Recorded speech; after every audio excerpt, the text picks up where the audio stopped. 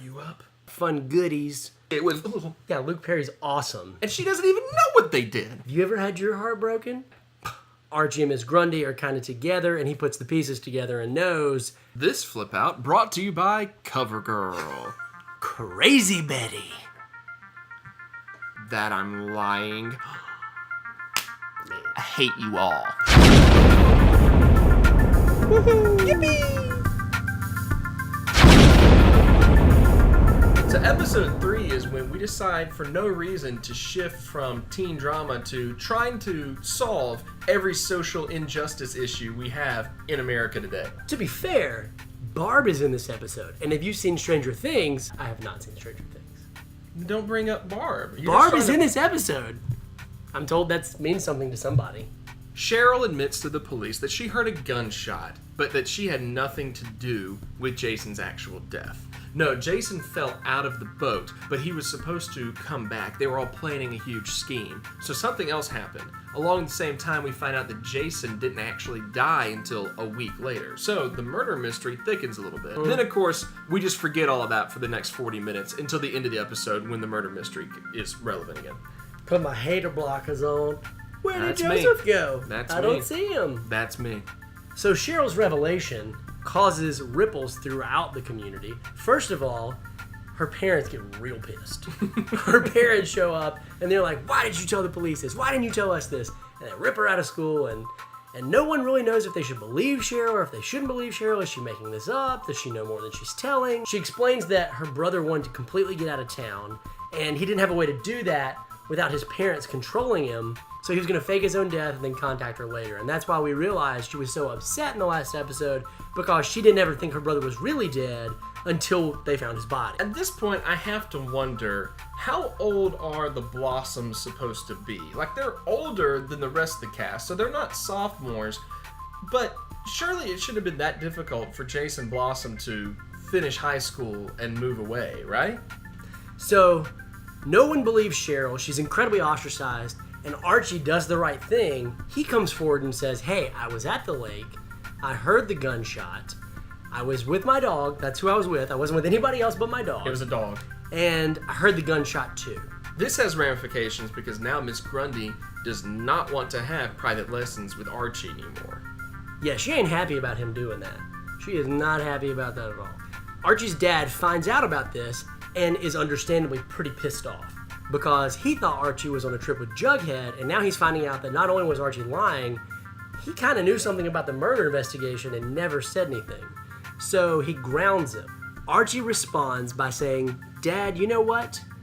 If I was playing football, you'd let me go to a football game, but you're not going to let me go to this music performance. And I really appreciated the way that they played off of the fact that Archie's dad really doesn't understand music. He's not a great dad, and he doesn't understand that Archie wants to do music and it's a dream just like football. I really appreciated that message they tossed in there.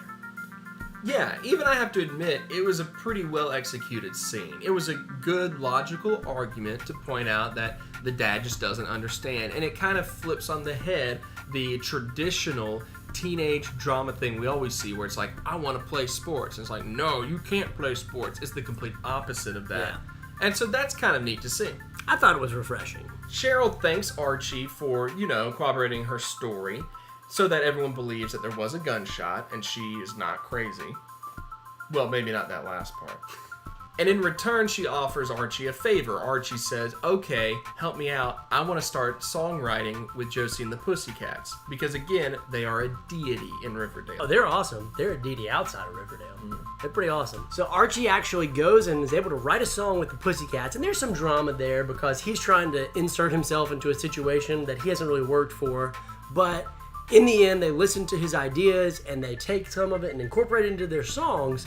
And there's a big event coming up called the Taste of Riverdale. And Archie's going to have his first song played. And it's going to be awesome. But he's grounded and he can't go. So, responsibly, he stays at home. Oh, wait, no, that's not what happened at all. Actually, he sneaks out and goes to the Taste of Riverdale because, come on, it's the first time his music has been played live. That's a pretty big deal. But what are Betty and Veronica up to at this point? Funny you should ask. Veronica's gone out on a date with the captain of the football team, the star player Chuck. And the date's gone pretty well, except the next day, Veronica finds some social media posts, and Chuck is sending out sexually explicit social media posts, basically trying to slut-shame Veronica for something that she didn't even do. Yeah, she got, maple-leafed, which I'm assuming is something that the kids understand that I don't understand. If you know what maple-leafed is, please let me know in the comments below. Keep it as PG as possible, but I don't understand that reference. And this is important because the objectification of women is an absolutely horrible act. Oh, yeah. So it's nice that the show is trying to address that. Meanwhile, Betty's asked to join the real paper with her mom, but, as we already established, her mom is mean. Her mom starts off the conversation by going, "Hey, you should come write for my paper, as long as you don't associate with Veronica or Archie or Cheryl." Because that's kind of her catchphrase. So she starts back the paper at the school. With no teachers involved for some reason. Because she got skills. If you need a definition of slut-shaming, just ask Betty's mom, who said, and I quote, "Slut-shaming. It's when a slut gets shamed." So Betty puts on her investigator hat, and she goes in search of other girls who've also been shamed. And that opens up Pandora's box of slut-shaming. In comes Ethel, who apparently the captain of the football team also said he did stuff with her. That never happened. They were in the library and she helped him with homework, and then he maple-leafed her. Again, I want to reiterate, I don't know what maple-leafing is, so if I'm saying something really bad, sorry if I offended anybody. They hear about a playbook, which is something the football team has been putting together for a while, of grading the girls that they allegedly do things with, most of which it appears never actually happened. So all in all, yeah, it's a terrible, terrible thing that the football players are doing. And so it's good that Betty, Veronica, and all the girls that have come clean are trying to release the truth about what has been done wrong. Hey, where was the playbook hidden? In wide open, right? So Cheryl shows up, and she doesn't believe any of that. Because she knows Jason. He wouldn't do something like that. Right. So she's there to prove that Jason wouldn't have a part of that, and it didn't even exist because she and Jason shared everything. Yeah. There's some real Game of Thrones stuff going on there, I'm pretty sure. I don't like their relationship. They find the book, and as they're flipping through it, they see all the names, all the girls' names, but you notice Betty sees her sister Polly's name next to Jason. This upsets Cheryl because Cheryl thought Jason would never do something like that, and he clearly did. And Betty, you can see, getting a little unhinged. She wants to make these football players pay. Because, it's not enough to turn the playbook in and to have justice be served. No. If someone has done shaming, you have to, in return, shame them as well, I guess. This guy gets it. I mean, seriously, you turn the book in, and there's gonna be ramifications from that. These guys are gonna be... It's not enough. The truth is gonna come out about it, but no. It's not enough. No, not enough, apparently. So they hatch a plan.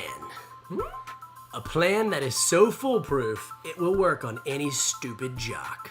Betty, who has already shut down any sort of advances from Chuck, comes up to him and says, "Oh, no, wait, I want to be a bad girl now." To which Chuck replies with, "Yeah, okay."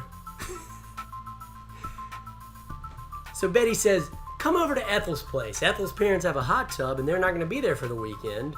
Come on over and we'll have some fun."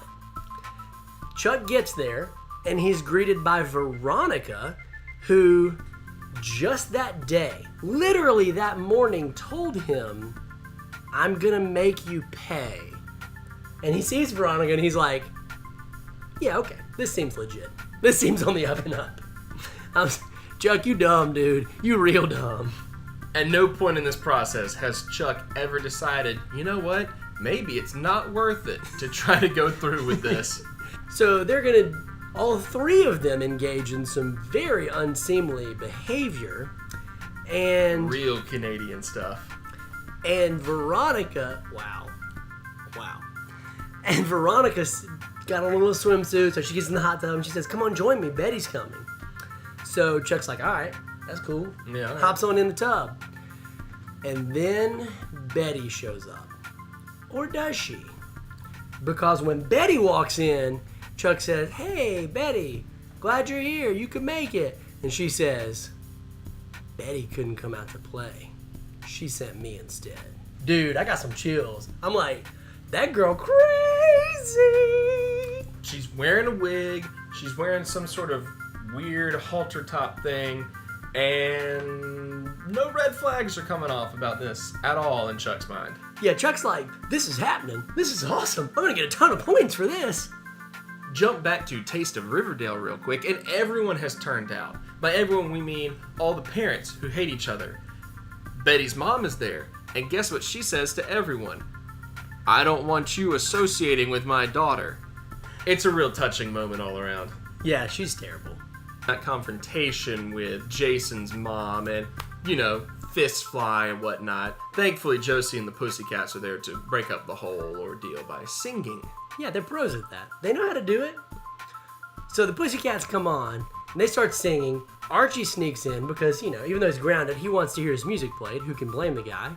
So he's watching, and he looks down over the balcony, and he sees what must be the scariest thing he could possibly imagine in life.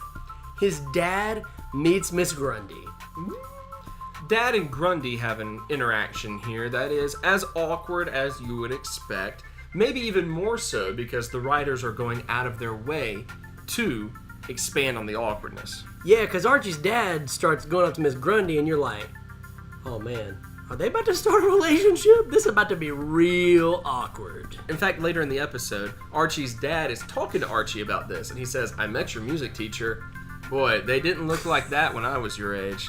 Which is a totally unnecessary thing to say to your son. That's something you say to, your drinking buddies. That's something you go up to another dad and, under your breath be like, "Boy, you remember when we were their age? Didn't look like that, huh?" You don't say it to your son. That's just bad writing. No, it's bad writing. It's bad parenting. So back at the hot tub, Betty has somehow concocted a muscle relaxer plus alcohol, which equals truth serum and knockout vibes. So she gives it to Chuck, Chuck downs it, and he passes out. When he comes to, he's handcuffed in the hot tub. Oh, Chuck, this is not going to end like you think. Betty cranks that hot tub up. She tells him, "Tell the truth, Chuck. Tell the truth about what happened with Veronica." Veronica whips out her cell phone and starts filming it. Chuck begins to say, "I don't know," because he's slurring his words a little bit because he's kind of been drugged. And Veronica turns that temperature up, and you can just see it going higher and higher, and you're thinking, dude, she's about to boil him alive. I don't know the science behind hot tubs. I don't know if it's possible to boil somebody alive, but this show doesn't care. It's happening. It looked like it. I was scared for Chuck.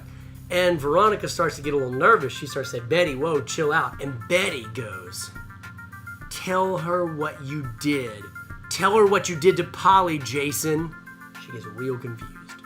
And this is where we see Crazy Betty in all of her glory. She has lost her mind. She doesn't know who she is, and she just goes crazy. She pours maple syrup on him. Again, not sure what that signifies. And Chuck confesses everything on video, that he made up the thing about Veronica, and all of it comes out. The next day at school, Veronica tries to talk to Betty about how incredibly disturbing that whole situation was. She's a good friend. She's looking out for her. Sure, we'll call it that. Betty, of course, doesn't own up to any of this. She never claims to have called herself Polly or referenced Jason, and she just denies everything pretty hard. And as you can imagine, Veronica takes this very well. All right, I'm just going to call this right now. I don't know, but the whole time I'm wondering, I'm like, is Betty Polly? Is Polly real? Does that exist? Is that split personality? I don't know, dude. That's going to be a plot they're going to develop more, I think, down the road. So at the end of the episode, Dilton Doily, the scout who actually fired the gun, is confronted by Betty and Jughead, who have figured out that he was there and he fired the gun and are threatening to turn him in. Instead of turning him in, he offers up something more valuable. That while he was there with the scouts, he saw Miss Grundy's car at the river. Now Miss Grundy is being placed there. She's going to be in the crosshairs, and next week's episode proves to be dynamite! Give us your first impressions of episode 4 and let us know if you think we should keep making these videos. Be sure to like and subscribe. Thanks for watching. We promise we're not actually mean. It's true. I love Archie and Riverdale. If you comment on this video and subscribe to our channel, you enter in to win a Starman Omnibus. Big value. You don't want to miss that. Be sure to enter. And subscribe. That's Tyler. That's Joseph, This is Super Squad D. where the D stands for Deception. doing it. Once again. Woohoo! Yippee!